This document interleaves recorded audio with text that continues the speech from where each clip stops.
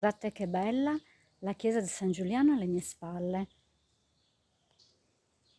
Accanto c'è il suo campanile e tantissimo verde. Guardate quanto verde. Ora entrerò in chiesa, ma starò come sempre in religioso silenzio. Sono molto carini anche i nastri che hanno utilizzato per decorare questa piazza. Li vedete? Guardate che belli, con il sole sono sfavillanti.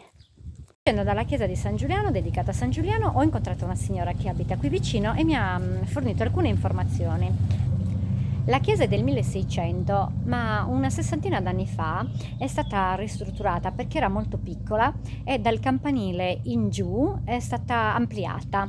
Una volta nel pavimento c'era il selciato, questa signora se lo ricorda bene, e ovviamente adesso è stato sostituito dal marmo.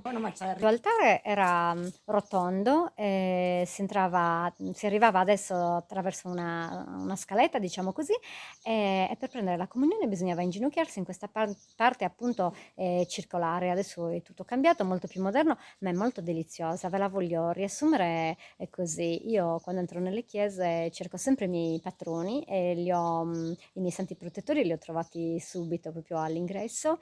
Ci sono proprio la primissima statua è quella che rappresenta Sant'Isidoro, il santo agricoltore, Sant'Antonio di Padova, Sant'Antonio Abate, Santa Rita, poi ci sono anche San Luigi Gonzaga, di cui tra poco ci sarà proprio la festa, il 21, la chiesa lo ricorda il 21 di giugno e tantissimi anni fa, nel 1995, proprio il giorno di San Luigi Gonzaga, io avevo sostenuto la prova scritta del mio primo esame di maturità. Alla mia prima maturità ricordo che mia zia Memme da casa sua mi aveva chiamata e salutata, ciao Alessia, vedrai andrà tutto bene, io ho pregato San Luigi Gonzaga e poi ancora mi sono spinta vicino all'altare ma non l'ho varcato perché non conosco le regole e le tradizioni di questo paese, quindi mi sono limitata ad arrivare all'altare. Ho notato che a destra c'è un'altra cappella dove probabilmente lì si sistema il coro perché c'è un pianoforte e in fondo c'è San Sebastiano. La Madonna si trova vicino, la statua della Madonna delle Grazie si trova vicino all'altare, invece proprio in fondo all'altare, di rimpetto allo sguardo di chi si avvicina e osserva, a destra c'è una statua, scusate, uguale identica a quella che noi abbiamo ad Eserzili, che rappresenta la nostra Madonna delle Grazie, appunto. Mentre qui ce ne sono due. Quella Madonna probabilmente è intestata a Maria, menzionata con un'altra delle sue tante virtù. Al centro dell'altare la statua di San Giuliano Martire, appunto. E poi c'è un bellissimo altarino con invece il simulacro di Cristo. Non so se si possa dire simulacro per la statua del nostro buon Gesù, ma questo è giugno ed è il mese del Sacro Cuore.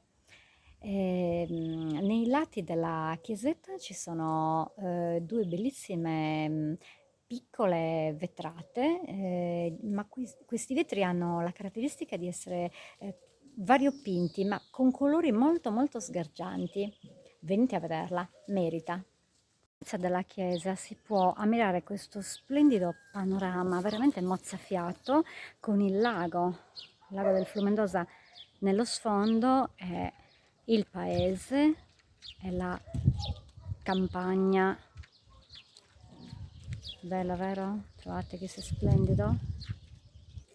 Questo è il piazzale della chiesa. La chiesa con il campanile ed ora mi appresto ad entrare dentro.